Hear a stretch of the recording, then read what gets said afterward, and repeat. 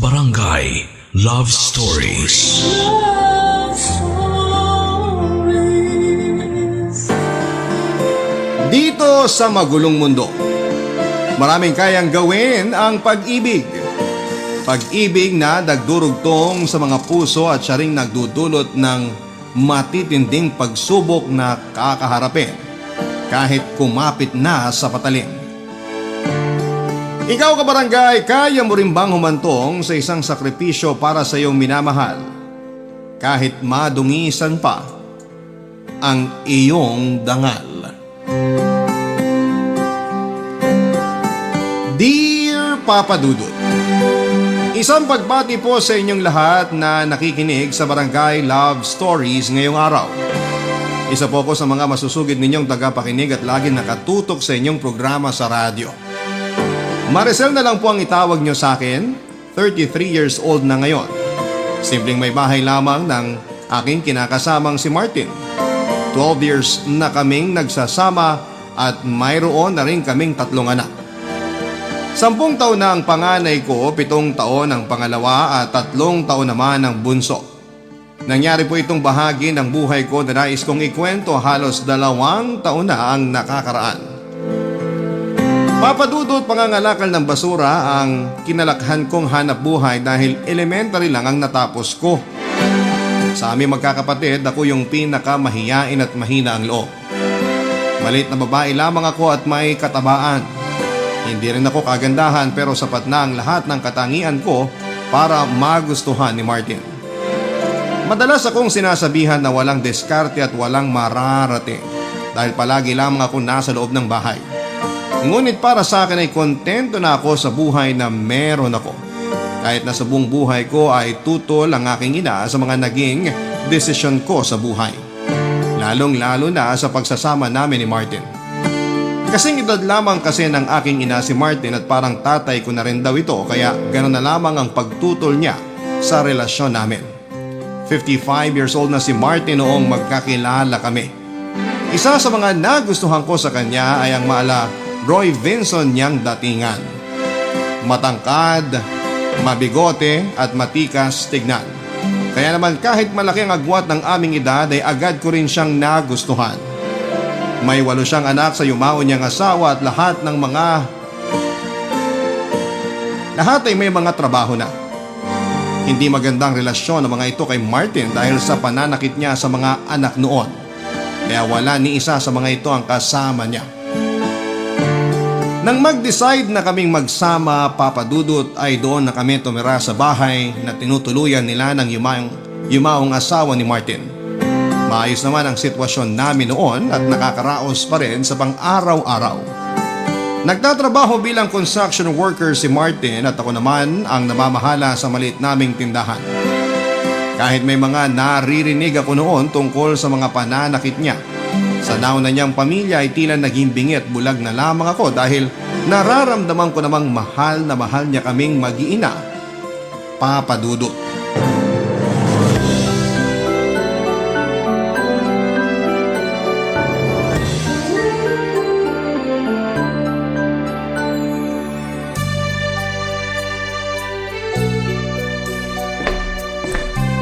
Mahal, matagal pa ba yung niluluto mo? Medyo tongguts na ako eh. Sandali na lang. Maluluto na rin tong tilapia. Pakitawag mo na nga yung mga bata para sabay-sabay na tayong kumain. Sige, tatawagin ko sila mamaya. O heto na yung tilapia. Teka, gagawa ko ng sausawan. Mas masarap kung may toyo at kalamansing ka-partner to. Naku, sana gumawa ka na kanina habang hinihintay mong maluto tong tilapia. Lalo tuloy ako nagutom nung hinahin mo na to sa mesa. Ang sarap oh. Sige na, bibilisan na. Ikaw talaga, gutom ka lang eh. Hindi lang to sa gutom, mahal. Sadyang masarap ka lang talaga magluto. Kaya nga ako nahulog sa'yo, hindi ba? Sus, napaka-bolero mo talaga. Pritong isda lang naman yung ulam natin. Ano ka ba, mahal? Kahit anong putahe pa yan, sasarap talaga kapag dumaan sa mga kamay mo. Pero sa tingin ko, may mas masarap pa rito. Mahal, ano ka ba? Nasa pagkainan tayo.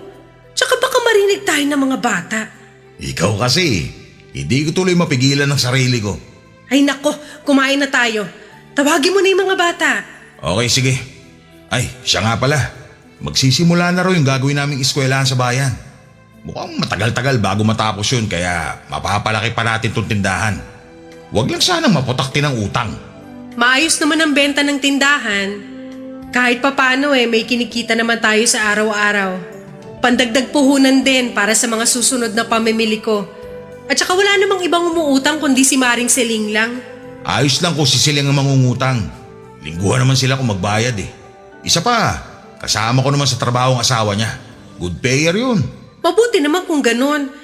Hindi rin naman basta-basta ang pagbawi ng puhunan. Siya nga pala, inaalok din ako ng bagong lipad dyan sa paupahan sa may kanto. Tinatanong kung gusto ko raw mag-reseller ng dishwashing liquid at mga sabon. Ang kaso, kailangan din malaki-laking puhunan. Hindi pa naman sapat yung perang hawak ko kaya sabi ko sa kanya, sa susunod na lang kapag kumpleto na. Sabihan ko lang daw siya at siya mismo ang order online. Malaki raw kasi ang kikitain. Triple ng puhunan. Online? Nako, baka mamaya scammer yan. Hindi naman siguro. Pinapahanap pa nga ako ng ibang interesado maging reseller para mas marami raw kaming aasenso agad dito sa barangay natin. Ang bait niya, di ba? Ay nako, busisiin mo muna yan bago ako magbigay ng pera. Mahirap na. Marami na akong naririnig na scam sa ganyang klase ng negosyo. Sinasabi lang nilang malaki ang kikitain pero scam naman pala. Ayun, parang nilipad lang ng hangin ang perang pinaghirapan nila.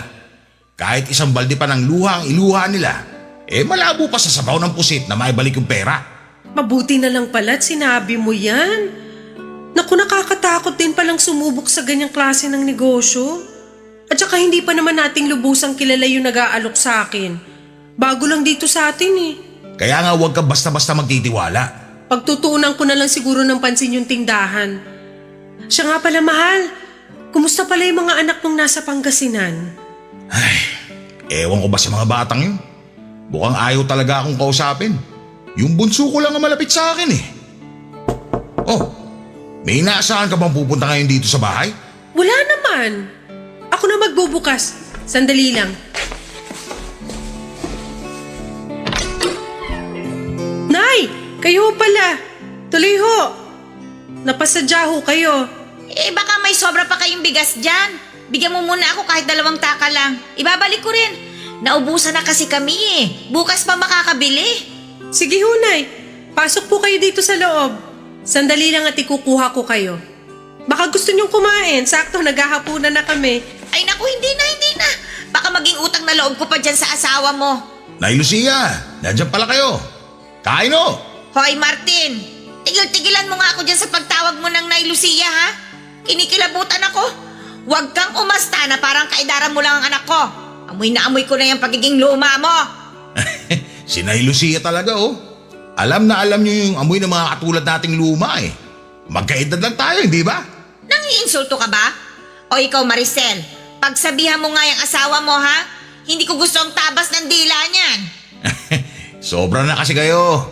Sinusubukan ko naman kayong unawain at pakisamahan.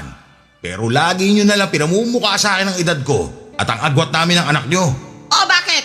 Hindi ba totoong parang tatay ka na ng anak ko? Nay, tama na ho. Ito na yung bigas nyo. Kahit wag nyo na hong ibalik yan. Ay nako, hindi. Utang ito Maricel. Kundi lang kami naubusan, hindi na ako pupunta rito. Ay, makauwi na nga. Salamat ito sa bigas ha. Papalitan ko ito bukas. Wala akong magawa ng mga panahong yun tungkol sa hindi pagkakasundo ni nanay at ng kinakasama kong si Martin. Sa totoo lang kasi papadudod ay hindi lang ang nanay ko ang kontra sa relasyon namin. Kahit ang ilan sa mga kakilala ng pamilya namin ay nakikisawsaw at palagi na lamang kaming topic sa mga chismisan. Sa mga unang taon ng pagsasama namin, papadudod ay masaya ako dahil nakikita ko ang pagiging responsable ni Martin. Bagay na hindi niya raw nagawa sa nauna niyang pamilya. Naniwala naman ako sa mga ipinapakita niya dahil ganon ko siya kamahal. Hanggang sa nakita ko ang unti-unti niyang pagbabago. Mula nang magtrabaho si Martin sa ginagawang eskwelahan ay madalas na siyang umuuwi ng lasing matapos nilang sumahod. Tuwing Sabado kasi ibinibigay ang sahod nila sa buong linggong pagtatrabaho. Pinagsasabihan ko naman siya pero nauuwi lang sa pagtatalo ang usapan namin, Papa Dudut. May mga panahon na nasasaktan na rin ako ni Martin ng pisikal.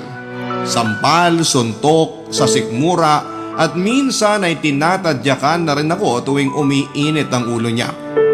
Ang pinaka masakit pa, Papa Dudut, tuwing nalalasing siya ay pinipilit niya ako na may mangyari sa aming dalawa kahit pagod na ako sa buong maghapon. Gusto ko na lamang sanang magpahinga, pero dahil mahal ko si Martin ay ayaw ko rin na masira ang pamilyang nabuo namin. Tiniis ko na lamang ang lahat. Isa pa ay good provider naman siya. Iniisip ko na lamang noon na konting sakripisyo na lamang ang ginagawa ko para sa aming mga anak. Nang malaman ni nanay ang ginagawang pananakit ni Martin ay nakarinig ako ng mga masasakit na salita mula sa kanya. Tinanggap ko na lamang lahat ng masasakit na salitang sinabi niya sa akin. Ang tanging nakakaunawa lang noon sa sitwasyon ko ay ang aking ama na palagi akong kinukumusta. Minsan kapag nagigipit ay palihim ding nag-aabot ng pera si tatay. Isang buwan pa lamang sa trabaho si Martin nang magkaroon kami ng isang mabigat na problema, Papa Dudut.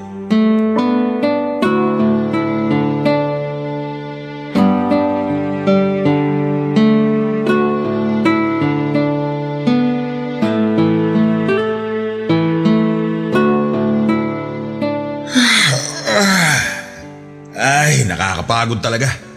Tindi pa ng init kanina. Hindi naman pwede mong pahinga kami ng matagal. Buhay pa ako pero parang na ako sinusunog sa impyerno. Tapos inaabot pa ng kamalasan. Bakit? Ano nangyari? Ayun, nawala na kami ng trabaho. May violation daw kaya pinahinto muna ang paggawa ng eskwelahan. Nalintikan na talaga. Hirap pa naman makahanap ng trabaho ngayon dito sa probinsya. Konting tiyaga lang, mahal. Hayaan mo at kapag lumaki-laki na rin yung bunso natin, maghahanap na ako ng trabaho para may katuwang ka na sa mga gastusin dito sa bahay. Ayan ka na naman. Pagtatalunan na naman ba natin yan? Pasensya ka na. Baka lang kasi nahihirapan ka na mag-isa na inaako lahat ng gastusin. Kaya ko naman magtrabaho kung pwede lang. Pero kung ayaw mo, hindi ko naman ipipilit. Hanggat kaya ko pa magtrabaho, dito ka lang sa bahay. Sino pang gagabay sa mga anak natin habang wala ako kung mawawala ka rin dito? Baka lumaki silang pariwara. Naisip ko lang naman yon. Hindi na, para hindi umuusok ang tenga mo dyan. Paulit-ulit na lang kasi. Hindi na nga. Siya nga pala, di ba may inaalok na trabaho sa'yo si paring Fernan? Hindi mo ba gusto yon? Mukhang malaki naman ang sahod. Sus! Sa Rizal pa yun, mahal. Malayo rito sa atin. Mahirap naman kung mapapalayo ako sa inyo. Alam mo naman kapag nasa trabaho ko, hindi basta-basta nakakauwi. Baka hindi ko na mamalayan na sa tagal ko na pala ron hindi ko na nasusubaybayan ang paglaki ng mga anak natin. Ano ka ba? Sa Rizal ka lang naman pupunta, hindi sa ibang bansa. Imposible naman na hindi ka makauwi kahit isang beses lang sa isang buwan. May day off ka naman. Ay nako, basta. Kung may mahanap ako ibang trabaho rito, mas yun pa rin ang papatusin ko. Ayoko talaga ron. Sige, ikaw ang bahala. Nabangkit ko lang naman. Siya nga pala, mahal. Ipinahilot ko si Bunso kanina. Nilalagnat na naman kasi. Na naman? Pero pinatawas ko na rin kanina. Malamang bukas mawawala na rin yung lagnat niya. Masyado ka naman nagpapaniwala sa mga tawas-tawas na yan. Dinala mo na ba sa center? Hindi pa nga Akala ko kasi mawawala rin yung lagnat. Oh, mataas pa rin ba lagnat? Nawala naman kanina. Teka, titignan ko nga ulit. Sana kasi pinatignan mo muna sa center kanina. Paano kung hindi lang basta lagnat yan? May thermometer naman dyan. Tignan mo kung mataas ang lagnat ng maagapan. Eto na nga, chine-check ko na. Naku, ganun pa rin pala. Hindi bumaba. Sa ospital mo na ipa-check up si Bunso bukas. Dali mo na lang yung pera sinahod ko nung huling linggong trabaho ko. Kikitain ko pa rin naman yun. Ang mahalaga, mapatignan sa doktor si Bunso. Sige. Pero paano yung iba pa nating gastusin? Magbabayad pa tayo ng kuryente at tubig. May babayaran pa sa school yung 2 anak mo. Bahala na. Gagawa ko na lang ng paraan. Mahal, may nakalimutan pa pala akong sabihin. Ano yun? May iba ka pang babayaran? Naku, hindi. Tungkol pa rin dun sa trabahong alok ni kumpare. Ano ba naman yan? Hindi ba tapag-usapan na natin yan kanina? Ayoko nang paulit-ulit. Alam ko. Pero pwede bang pakinggan mo muna ako? Ay. Oh, ano ba yung sasabihin mo? Kapag tinanggap mo raw yung trabaho, matatanggap mo raw agad yung kalahati ng sweldo mo. Naisip ko lang, kung tatanggapin mo yung alok niya, madali ka makakapasok doon dahil kakilala naman niya yung may-ari ng resort. Bakit? Wala na ba talaga silang mahanap na ibang caretaker sa resort na yun? Meron naman siguro pero baka pinipili lang niya yung mga kakilala. O siya, sige. Mukhang matatagalan rin naman bago ako makahanap ng bagong trabaho. Sige, kakausapin ko si pare para tanggapin yung inaalok niya. Mabuti kung ganun. At saka hindi na yun kasing bigat ng trabaho mo sa construction. Naisip ko na nga rin yun. Matagal nang nabanggit sa akin yan ni Fernan. Pero malayo kasi dito kaya hindi ako naging interesado. Masasanay ka rin naman, mahal. Papadudot nang dalhin ko sa ospital ang bunso namin ay doon ko nalaman na may dengue na pala siya at nangangailangan kami ng perang panggastos sa ospital. Natuloy din sa pag-alis si Martin patungong Rizal para magtrabaho doon bilang caretaker sa isang resort. Maayos naman ang trabaho niya at regular na nakapagpapadala sa amin ng mga anak niya. Nang makalabas ng ospital ang bunso namin ay inasikaso ko naman noon ang tindahan namin na matagal-tagal ding walang kinita. Nung una ay hindi ko maiwasang mangulila kay Martin. Nasanay kasi ako na palagi kaming magkasama. Kahit nasasaktan niya ako ay hindi naman mawawala o mababawasan ang pagmamahal ko para sa kanya. Halos gabi-gabing tumatawag si Martin para mangumusta sa amin. Kaya kahit papaano ay nababawasan din ang pangungulila ko sa kanya. Kahit malayo ay nararamdaman ko na mahal niya kaming mag-iina. Halos hindi na siya magtira para sa sarili niya tuwing nagpapadala siya ng pera dahil gusto raw niyang mabili lahat ng kailangan ng tatlo naming mga anak. Hanggang sa magkaroon na naman kami ng isang malaking pagsubok na hindi ko akalaing magpapabago sa pagsasama namin ni Martin. Tumawag siya sa akin at sinabing umiihi na raw siya ng dugo. Dahil hindi na makapasok sa trabaho ay umuwi na lamang siya sa amin. At doon na rin kami nagkaroon ng pagkakataon na ipa-check up siya. Matapos nga ang ilang pagsusuri sa kanya ay nakitaan siya ng bato sa pantog na 3 cm na ang laki at ayon sa doktor ay nakakailangan ng agarang operasyon upang matanggal ito. Nang mga panahong yon ay hindi ko na alam kung saan pa kukuha ng perang gagastosin namin. Wala na kasing natira sa huling sinahod ni Martin dahil sa check-up pa lamang niya ay napagastos na kami. Kinakailangan din siyang ilipat ng ospital dahil hindi na kaya ng ospital sa amin ang isasagawang operasyon sa kanya. At dahil nga sa desperada na ako noon ay naglakas loob ako na humingi ng tulong sa mga anak sa una ni Martin. Inaasahan ko na ang magiging reaksyon nila dahil batid ko na hindi pa nila kayang patawarin ang kanilang ama. Kaya hindi na rin sumama ang loob ko sa pagtanggi nila na magbigay ng tulong. Mabuti na lamang at may dalawa sa kanila ang patagong nagpaabot ng kaunting tulong para sa panggastos naming mag-iina. Labis ko naman po yung ipinagpasalamat. Hindi ko rin inaasahan na ang bunso ni Martin sa una niya ang magpepresentang magbabantay sa ospital. Alam niya raw kasi na walang maiiwan sa 3 kong mga anak. Sa pag-uwi ko papadudot ay hindi ko inaasahan ang paglapit ng kumpare namin na si Fernan upang mag-alok ng tulong matapos malaman ang nangyari kay Martin. 34 years old na nga pala si Fernan ng panahong yon at nagtataka ako kung bakit wala pa rin siyang nobya o asawa kahit nagwapo naman siya. Sa katunayan ay nahahawig siya sa aktor na si Rudy Fernandez, maging ang kanyang pananalita. Yung pormahan pa niya ay laging nakapolo kahit na nasa bahay lang. Nangutang ako sa kanya ng 10,000 pero ang sabi niya ay libre na lamang yon. Laking tuwa ko naman sa kabutihang yon ni kumpare. Sa pag-aakalang libre nga talaga yon. Pero nang malaman kong may kapalit pala ang tulong na ibinigay niya ay tila gumuho ang mundo ko. Hindi ko kasi akalain na ang hihinging kapalit ni Fernan ay isang gabi na magkasama kami. At alam ko rin ang maaaring mangyari sa loob ng isang gabing yun, Papa Dudut. Ni minsan ay hindi sumagi sa isipan ko na magpapagamit ako sa iba para lamang sa pera. Pero dahil wala na akong mahingan pa ng tulong at desperada na ako ng panahon na yon, ay tinanggap ko na lamang ang alok ni Fernan sa ngalan ng pera at para sa aking asawa. Barangay Love Stories. Barangay Love Stories. Papa Dudut, isang gabi lang ang kapalit ng 10,000 ibinigay ni Fernan. Diring-diri ako sa sarili ko matapos ang gabing yon. At sobra akong nanliit sa sarili ko dahil nagpagamit ako sa kanya sa ganong halaga lamang. Hindi ko magawang matulog ng mahimbing habang naiisip ang nakakadiring haplos niya sa katawan ko. Yun bang pakiramdam ko na kahit ilang ligo ang gawin ko ay hindi na mawawala ang dumi sa katawan ko na dulot ng isang pagkakasala kasama si Fernan.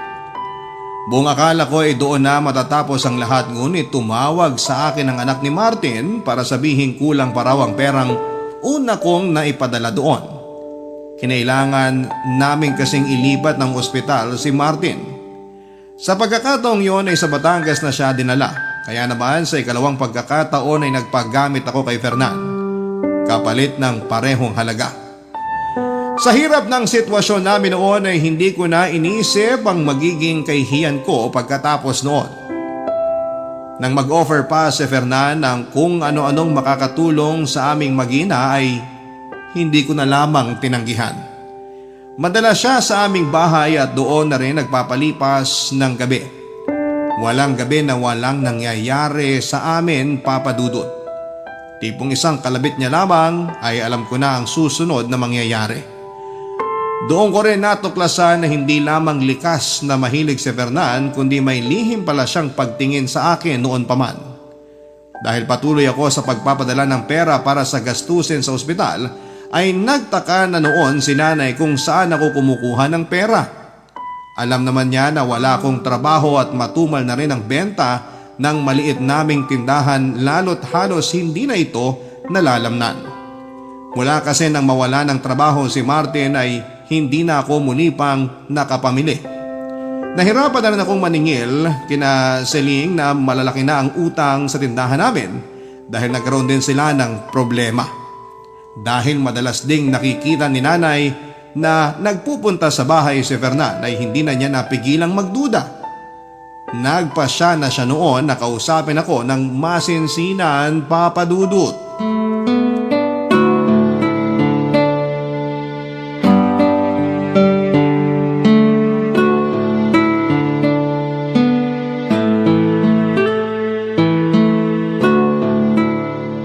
Oh, kumusta naman yung asawa mong matanda, Maricel?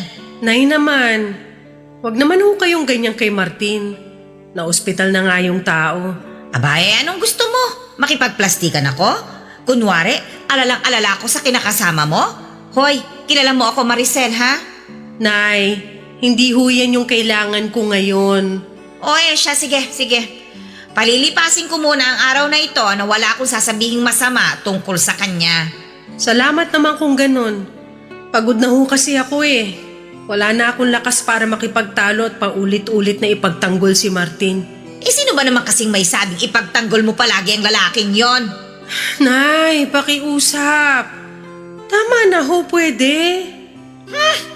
Kung di lang ako naawa sa sitwasyon mo, titiisin ko talagang hindi pumunta rito sa inyo eh.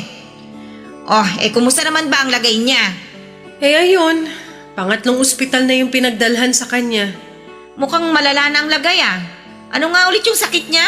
UTI ba yon? Hindi ho, Nay. May bato siya sa apdo.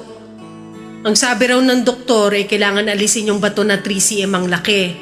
Dudurugin na lang daw para mas madali. Buti mo bait yung bunsong anak ni Martin. Kahit siraulo siya noon sa mga anak niya, no? Aba, kung isa ako sa mga anak niya, pababayaan ko na lang siyang manigas. Bibiruin mo, ni singkong duling walang naiambag yang Martin na yan sa pag-aaral ng mga anak niya. Tapos ngayon, nangangailangan siya ng tulong, doon siya lalapit sa kanila? Ayan na naman kayo, Nay. Kasasabi nyo lang, di ba? Ay, nako! Ay, ilang taon na nga ba yung bunso niya? 21 ho. May trabaho nga rin yun pero nag-leave para mabantayan ng tatay niya. Yung ibang kapatid ayaw talaga magbigay dahil hindi na raw nila yung responsibilidad. Abay, natural! Hindi niyo sila masisisi. Buti nga't may naaasahan pa siya kahit papano eh. Pero teka sandali. Bago tayo magkalimutan. Sino ba yung inuutangan mo ng pera at mukhang tiwalang-tiwala sa'yo? Si paring Fernan ho. Kumpare namin, Nay. Ano? Si Fernan? Sa kunat ng taong yun pinautang ka? Teka! Ano ho? Dinaan na lang sa pakiusap? Ha? Dinaan sa pakiusap? Huwag mo nga akong pinaglololo ko, Maricel, ha? Kilala kita. Alam ko kapag nagsisinungaling ka sa akin. Nay, pwede ba? Pagod na ho ako. Gusto ko na magpahinga. Sagutin mo muna ang tanong ko. Bakit ka pinauutang ni Fernan ng ganong kalaking halaga? Ha? Anong kapalit? Nay! Sumagot ka, Maricel. Huwag mong iwasan ang tanong ko sa'yo. Hindi lang ako ang nakakapansin. Yang sinasiling, pinaplastik ka lang ng mga yan. Pambihira. Ginagawa ka na nilang pulutan sa inuman sa dami ng sinasabi nila tungkol sa'yo. Hoy! Sumagot ka! Ayaw mo. Aray ko, Nay! Ha? Ayaw mo? Sasabihin ko na! Sasabihin ko na ho! Bitawan niyo ng buhok ko! Sige, magsalita ka. Ipaliwanag mo kung bakit palaging narito sa inyo ang Fernan na yan at umaga na umaalis. Inalok niya po ako ng pera. Nung una, 10,000. 10,000 para sa isang gabi na may mangyayari sa amin. Diyos ko! Binenta mo ang katawan mo sa lalaking yon? Napakabobo mo! Nay! Wala na ho akong magawa. Wala na ako maisip na ibang paraan. Gusto niya ako. Gusto niya ako kaya ginamit ko na lang yun para magkapera kami at may maipambayad sa ospital. Anak naman! Marami pang ibang pwedeng paraan na hindi mo nakakailanganing ibenta pa ang dangal mo bilang babae. Patawarin niyo ako, Nay. Hindi ko na talaga alam kung anong gagawin ko. Sa totoo lang, hindi ko alam. Hindi ko alam kung paano ko iintindihin yung ginawa mo. Di sana tinulungan niyo ako. Alam ko na may kaya rin kayong gawin para tulungan ako pero wala eh. Mag-isa lang ako na humaharap sa lahat. Huwag mo kang ibalik sa akin ang sisi, Maricel. Pinili mo na bumukod na at sumama dyan sa Martin na yan. Kaya lahat na magiging problema ninyo ay magiging problema nyo lang. Yan ang usapan natin, hindi ba? Pero Nay... Kung alam mo lang kung gaano ako nasasaktan sa mga naririnig kong paninira tungkol sa'yo. Naputik pa nga akong mapabarangay sa pagtatanggol ko sa'yo eh. Oh, tapos ano? Totoo naman pala ang lahat ng yun. Patawarin niyo ako, Nay. Hindi ka lang sa akin dapat humingi ng tawad, Maricel. Humingi ka ng tawad kay Martin. Yan ay kung patatawarin ka pa niya kapag nalaman niya ang tungkol dito. Nakahanda na ho ako. Gagawin ko ang lahat para mapatawad niya ako sa oras na malaman niya ang ginawa ko. Pwes, simulan mo ng magdasal. Papadudot labis na kahihiyan ang inabot ko nang makumpirma ang sinabi sa akin ni nanay tungkol sa kumakalat na usap-usapan. Marami nagsasabi na hindi na raw ako naawa kay Martin na naghihirap sa ospital. Samantalang ako ay mas piniling mga bit na lamang. Dahil nga rin sa mga nangyari, muli kaming nagkasira ng aking ina. Hindi na siya pumunta sa bahay tulad ng madalas niyang ginagawa noon. Masakit para sa akin yon pero sabi naman ng tatay ko ay ako na lamang ang magpasensya kay nanay. Patuloy pa rin ang pagbisita sa bahay ni Fernan. Minsan ay nagdadala siya ng masasarap na pagkain para sa mga anak ko at madalas ay may kasama pang mga laruan. Tulad ng mga naunang pagbisita ni Fernan ay paulit-ulit pa rin na may nangyayari sa aming dalawa. Ang kapalit noon ay hindi niya pababayaang magutom kaming mag-iina. Inalok pa nga ako ni Fernan ng malaking puhunan para sa tindahan. Naging bulag at pipina lamang ako sa mga panghuhusga sa paligid ko, papadudot. Hindi ko naman kontrolado ang isip ng mga tao kaya wala na akong magagawa doon. Dinedma ko na lamang ang kumakalat na chismis dahil mas mahalaga sa akin ang buhay ng pamilya ko kesa sa sarili kong dignidad ng mga panahong yon.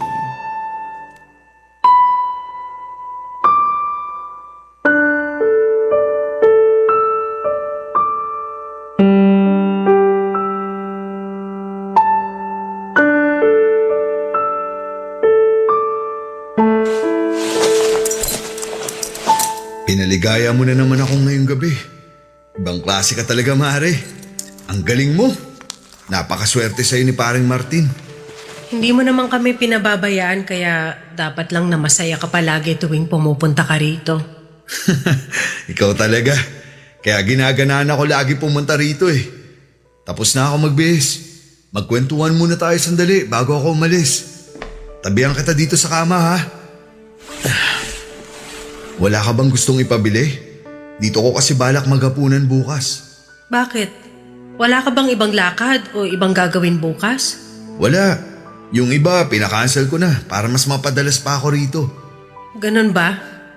Ikaw ang bahala kung dito mo talaga gusto maghapunan. Yan ang gusto ko sa'yo. Mabilis kang kausap. Hindi mo na ako pinahihirapan pa. Baka naman pwedeng isa pang kiss dyan. Anong kiss? Kota ka na nga kanina eh. Di ka pa ba nagsasawa? Halos makabisado mo na nga ang bawat sulok ng katawan ko. Ako naman to. Sige na, huwag ka nang pakipot. Huwag mong sabihin, naiilang ka pa rin sa akin. Hindi no. Teka, kailangan ko na rin palang magbihis. Baka magising na yung bunso ko. Hindi ko pa yun natitimplahan ng gatas eh. Sandali lang. Usap muna tayo. Pero yung anak ko, Fernan. Sandali na lang naman to. Uuwi na ako mamaya. Pagbigyan mo na ako na sulitin ang natitirang oras ko rito. Ano ba kasing gusto mong pag-usapan? Halos lahat naman na pag-usapan na natin. Yung puhunan mo sa tindahan. Di ba't sinabi ko na rin sa'yo na hindi mo kailangan magbigay ng puhunan? Sobra-sobra nang naitulong mo sa aming mag-iina. Pero ako naman ang may gusto nun. Ang totoo niyan, hindi lang puhunan para sa tindahan ang makukuha mo kung sakali. Anong ibig mong sabihin? Simple lang, Maricel. Sumama ka na sa akin. Kahit isama mo pa ang mga anak mo. Kaya ko naman silang buhayin. At ikaw, kaya kitang pakasalan. Lahat ng meron ako, magiging sayo. Ano? Nababaliw ka na ba? Hindi yan kasama sa usapan natin, Fernan. Alam ko. Kaya nga inaalok kita ngayon. Iwan mo na ang asawa mo. Wala ka namang ibang mararanasan kundi hirap kapag siya ang kasama mo. At sino ka sa tingin mo para pakinggan ko ang sinasabi mo? Sa nanay ko nga pinaglaban ko si Martin tapos ikaw? Gusto mo na iwan ko siya para sa'yo? Desperada lang ako pero hindi pa ako nasisiraan ng ulo. Aba, at talagang ikaw pa ang mag-iinarte ngayon? Bakit? Akala mo ba sobrang ganda mo para kabaliwan ka? Mukha ka ng tuyot nang makuha kita. Pasalamat ka nga't nagtyaga pa ako sa'yo at nagbayad ng halagang sobra-sobra pa para ibayad sa karakas mong babae ka! Hayop ka? Ang kapal na mukha mo! Serbisyo ko lang ang binayaran mo at hindi yung buong pagkatao ko! Kaya wala kang karapatan na sabihin ako ng ganyan! Hoy Maricel! Pwede ba huwag kang pa-virgin dyan? Matanda nga, pinatos mo! Tapos ako na higit na mas bata at kayang-kayang ibigay ang luho mo! Hindi mo pagbibigyan! Alam mo kung bakit? Dahil walang matinong babae ang magtsatsaga sa'yo. Maaari papatulang ka lang dahil sa pera mo pero walang magkakagusto sa taong katulad mo, Fernan! Manahimik ka! Dami mong sinasabi! Pagkatapos mong pakinabangan ng pera ko, gaganyanin mo ako? Pwes, hindi ka magiging kawalan sa akin dahil kaya ko magbayad ng babaeng higit pa sa'yo! Kung gano'n na ba ang ginagawa mo rito? Umalis ka na! Ako pa ngayon ang ipinagtatabuyan mo? Samantalang sa amin ni Martin, mas may silbi ako. Mas kaya kitang buhayin kaysa sa kanya. Ewan ko nga't bakit ang hina niyang kukote mo eh. Huwag mong ikukumpara sa'yo si Martin. Dahil siya, hindi na kailangan ng pera para magustuhan siya at mahalin. Hindi tulad mo. Kung wala kang pera, tatanda ka na lang na mag-isa dahil walang matinong babae na magmamahal sa'yo. Sumusobra ka ng hayop ka ha? Walang niya ka talaga! Umalis ka na! Hayop! Talagang aalis ako, pero hindi ka pabayad sa lahat.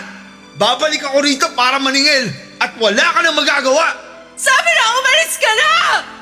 Umalis ka na habang nakakapagtimpi pa ako sa'yo! Babalik ako! Tandaan mo, Maricel, sa laki na lang naibigay ko sa'yo, pagmamay-ari ko na ang katawan mo! Papa Dudut, labis kong pinagsisihan ang ginawa kong pagpapakababa ng pagkatao kay Fernan nang dahil sa pera.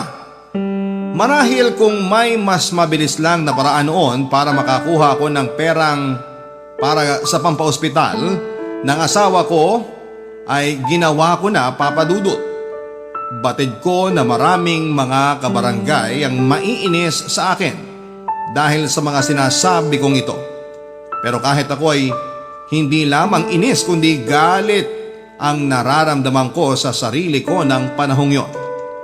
Sinubukan ko makipag-ayo sa aking ina at humingi ng payo sa kanya kung ano ang dapat kong gawin kahit na alam kong imposible nang matakasan ang nagawa kong pagkakasala hanggang sa panahong yon ay umiiral kasi ang pagiging mahina ng loob ko. Sa kabila ng naging pagtatalo namin ni Fernan at palitan ng mga masasakit na salita ay pumupunta pa rin siya sa bahay ngunit tuwing gabi na lamang. Katwiran niya ay kasama pa rin yon sa mga naibigay niyang pera. Papa Dudut, may isang gabi na naabutan kami ni nanay sa kusina. Sakto pa noon na may ginagawa si Fernan sa akin. Galit na galit si nanay at agad na pinalaya si Fernan. Binantaan niya ito para tuluyan na akong tigilan. Sinabi naman ni Fernan na babawiin niya ang perang ibinigay niya sa akin pero silang dalawa na ni nanay ang nag-usap tungkol doon. Lumipas nga, Papa Dudut, ang mga araw at hindi na nagpakita sa akin si Fernan.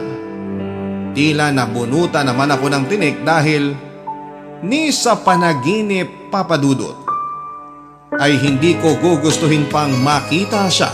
Barangay Love Stories. Barangay Love Stories. Mahigit isang buwan ding nagpapagamot si Martin, Papa Dudut, bago siya nakauwi sa amin upang doon na lamang lubusang magpagaling. Masaya ako sa pagbabalik niya pero hindi mawala sa akin ang takot. Sakaling malaman na niya ang tungkol sa namamagitan sa amin ni Fernan. Alam ko na hindi malabong makarating sa kanya ang mga nangyari dahil kalat na ang chismis sa barangay namin. Napansin naman ni Martin ang pagbabago sa mga kinikilos ko kaya minsan ay nagtatanong siya kung meron daw ba akong problema. Pero syempre nanatiling tikom ang bibig ko, Papa Dudut. Yon ay kahit inuusig na ako ng konsensya ko sa paglilihim kay Martin at sa pagpapagamit sa ibang lalaki na kumpare pa naming dalawa. Hanggang sa may nabanggit kay Martin ang panganay naming anak na madalas sa bahay si Fernan noong nasa ospital pa siya. Labis ang kaba ko noon dahil akala ko ay mabibisto na niya ako. Gayon pa man ay pinili ko pa rin magsinungaling sa kanya at pilit kong itinago ang katotohanan. Ngunit ika nga ay walang lihim ang hindi nabubunyag. Dumating na nga ang kinakatakutan ko, Papa Dudut. May isang kapitbahay kasi kami na nagkwento kay Martin at ikinuwento nito ang tungkol sa namamagitan sa amin ni Fernan. Pag uwi niya ng bahay ay galit na galit niya akong pinapaamin.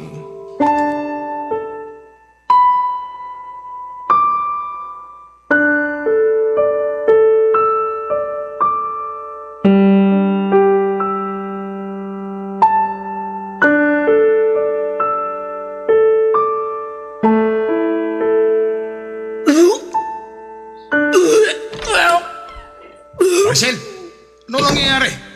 Bakit ka nagsusuka? Hindi ko alam. May nakain yata ako. May nakain? O baka naman ikaw nagpakain?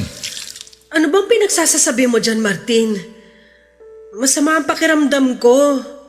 Nahihilo ako tsaka... Nahihilot, nagsusuka? Eh baka naman buntis ka. Ano? Nagbunga na ba? Martin, Bakit? Akala mo ba hindi ko malalaman? May nakapagsabi sa akin, Maricel. mas naniniwala ka pa ba sa kanila kaysa sa akin? Malay mo ba kung sinisiraan lang nila ako? Ano ba naman, Maricel? Hindi ka pa rin ba aamin? Kalat na dito sa atin ang ginagawa niyong kababoy ni Fernan habang nandun ako sa ospital. Hindi totoo yan. Sinisiraan lang nila ako. Yung pagpunta rito ni Fernan, walang ibig sabihin yun. Nagmamalasakit lang yung tao. Tapos yung mga kapitbahay naman natin masyadong malisyoso at malisyosa. Halos araw-araw nandito si Fernan tapos nagmamalasakit lang. Ayop na malasakit yan. Inaabot hanggang kinabukasan? Ano, Maricel? Masarap ba magmalasakit si Fernan? Damang-dama mo ba? Kita mo na? Hindi ka mapagsalita ngayon.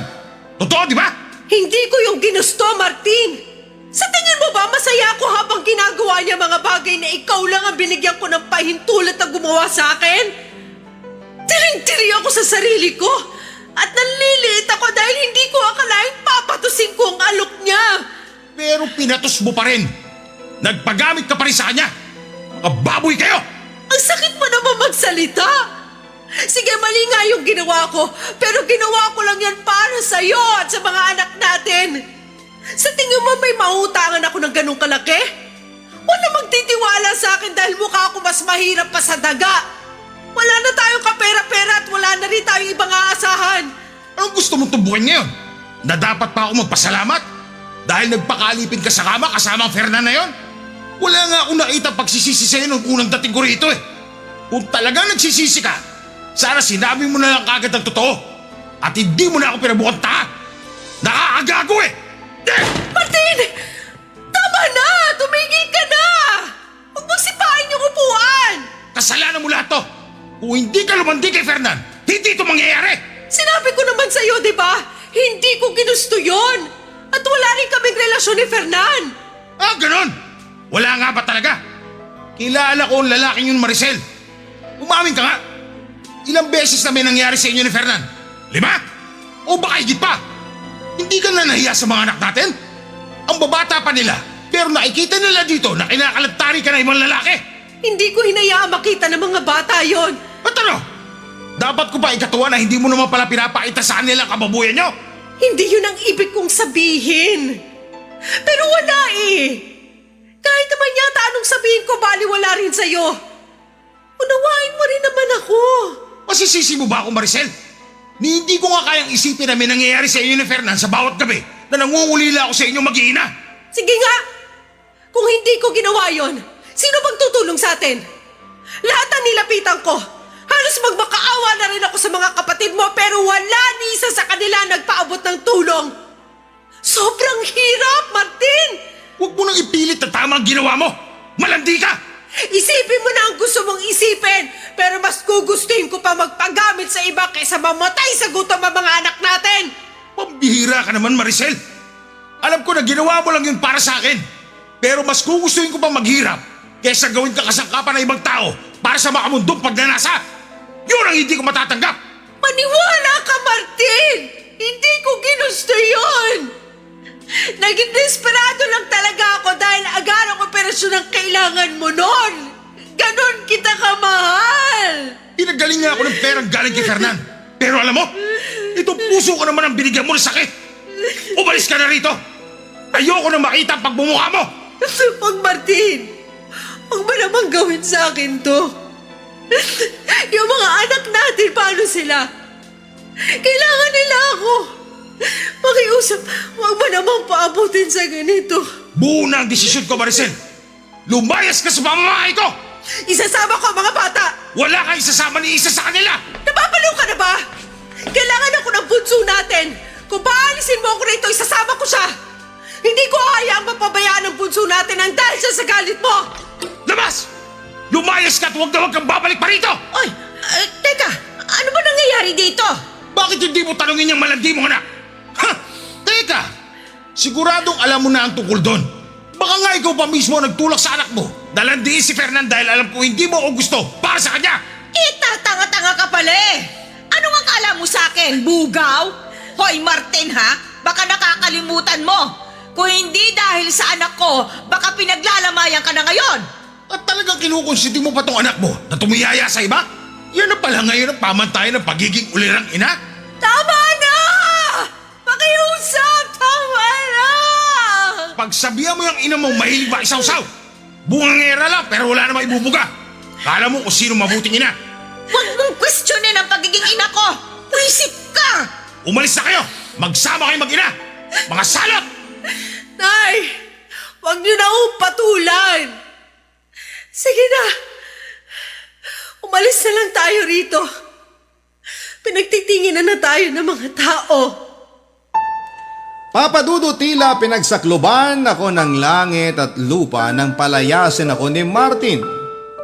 Naisama ko naman noon ang bunso naming anak. Dahil naisip din ni Martin na hindi niya kakayanin ang pag-aalaga sa bunso namin. Lalo't nagpapagaling pa siya. Ang dalawang anak namin ay naiwan sa kanya. Pansamantala akong nakituloy sa mga magulang ko habang naghahanap ng mapapasukang trabaho. Dahil napatawad na ako ni nanay at likas namang maunawain si tatay, ay walang naging problema ang pagtuloy ko sa kanila. Si nanay na rin ang tumulong noon sa akin sa paghahanap ng trabaho sa bayan dahil may mga kakilala naman siyang naghahanap ng tindera sa palengke. Tungkol naman kay Fernand ay wala na akong naging balita pa sa kanya at hindi ko na rin gugustuhin pang malaman ang kahit na ano tungkol sa lalaking yon. Pero nakarating pa rin sa akin ang bali-balitang lumipat na raw ito ng tirahan. Makalipas ang ilang linggo, Papa Dudut, ay dumating ang isa na namang pagsubok sa akin. Ilang araw na rin kasi ako noon na nakikitaan ng mga sintomas ng pagbubuntis. Tutol man ako sa ideyang iyon dahil alam ko kung sino ang posibleng ama ng dinadala ko. Sakaling buntis nga talaga ako ay minabuti ko pa rin magpatingin sa doktor. Hanggang sa nakumpirma ko nga ang aking pagbubuntis. Pero dahil sa stress at pagod sa pagtatrabaho ay nakunan ako. Nakarating sa bunsong anak ni Martin sa unang asawa ang mga nangyari. At hindi ko lubos akalain na eto pa mismo ang kukumbinsi kay Martin na makipagbalikan sa akin. Ipinaunawa nito kay Martin na naging sitwasyon ko noon at lahat ng hirap na dinanas ko bago magkaroon ng perang maipapadala para sa pampahospital niya. Kaya naman nagulat na lamang ako nang may biglang dumating sa bahay ng mga magulang ko.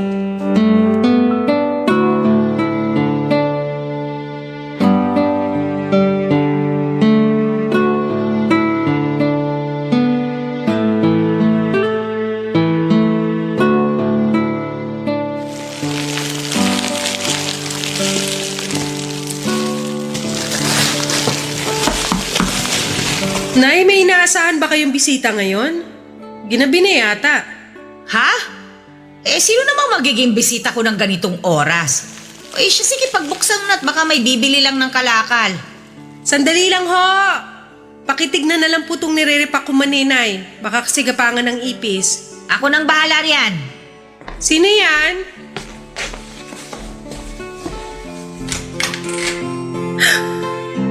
Martin? Maricel, pwede ba tayo mag-usap? Mag-usap? Tungkol saan? Tungkol sa ating dalawa. Sa pamilya natin. Kung okay lang sana.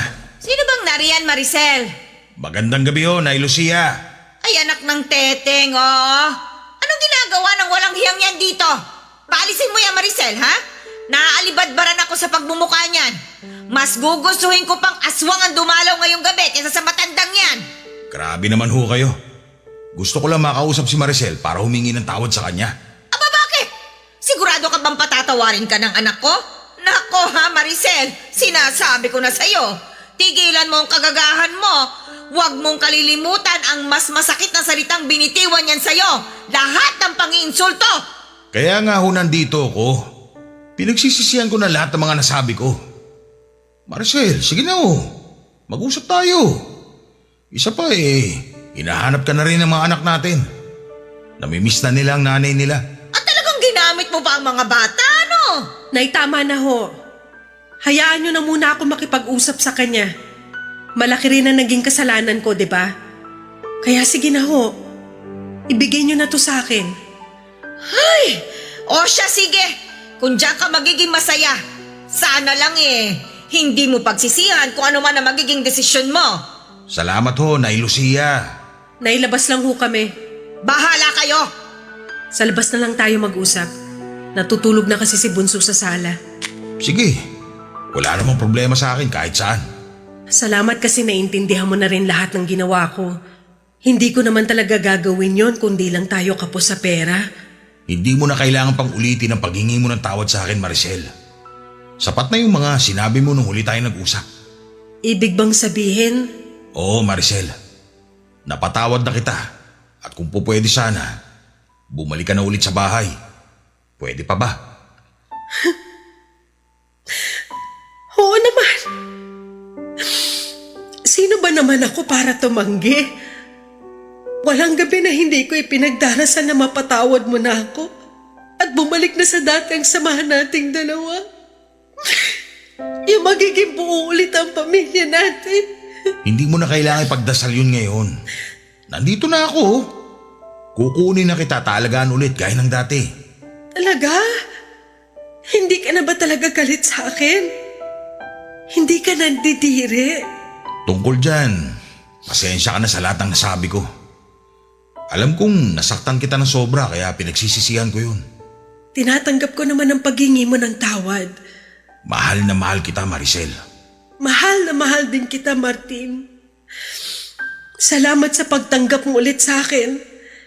Pangako, hinding-hindi na yun mauulit. Ikaw at ikaw na lang ang magiging lalaki sa buhay ko. Siya nga pala, may trabaho na ako ulit at nakapag-ipon-ipon din ng konti. Sisipagan ko pa para lumaki ang iniipon kong pera para sa kasal nating dalawa. Talaga? Naku, ikaw talaga. Masyado mo naman agad akong pinasasaya. Yun ay dahil karapat-dapat ka lang na pakasalan. Kaya, paano ba yan?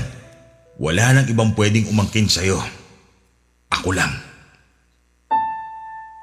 Tagumpay akong nakabalik sa bahay ni Martin kasama ang bunso naming anak. Napakasaya ng mga anak namin nang muling mabuo ang pamilya namin. Maging ako ay walang pagsidla ng saya dahil sa muling pagtanggap sa akin ni Martin. Ipinakita niya rin ang pagbabago niya sa ikalawang pagkakataon na nagkasama kami sa iisang bubong. Hindi na siya yung dating Martin na mapanakit at lasenggo. Nang magkaroon ng magandang trabaho na inalok sa kanya sa ibang lugar ay tinanggap na niya nang walang pag-aalinlangan. Pumayag naman ang mga anak niya sa unang asawa na ibenta na lamang ang bahay na dati naming tinitirhan bilang tulong na rin sa amin. Si Fernan naman, ang huling balita ko ay nagkaroon daw ng AIDS dahil sa iba't ibang babae na nakakasiping nito. May usap-usapan pa na nagtago na raw ito dahil sa kahihiyan. Sa ngayon, Papa Dudut ay nakapagpagawa na kami ng bagong bahay at nakapagsimula na rin ng isang maliit na negosyo. Ikinasal na rin kami ni Martin at nadagdagan pa ng isang anak na babae. Palagi rin kaming nakasubaybay sa inyong programa na naging libangan na naming mag-iina, lalong-lalo na naming mag-asawa. Maraming salamat po sa pagbabahagi ninyo sa aking kwento. At ganoon din po sa lahat ng mga kabarangay na nakikinig ngayon. Taos-pusong pasasalamat din po sa Barangay LS sa pagbibigay ng pagkakataon sa amin na maitampok ang aming kwento sa Barangay Love Stories. God bless po, Papa Dudut. Ang inyong forever kapuso at kabarangay, Maricel. Nagustuhan ng iyong napakinggan? Ituloy yan via live stream sa www.gmanetwork.com/radio. Barangay LS 97.1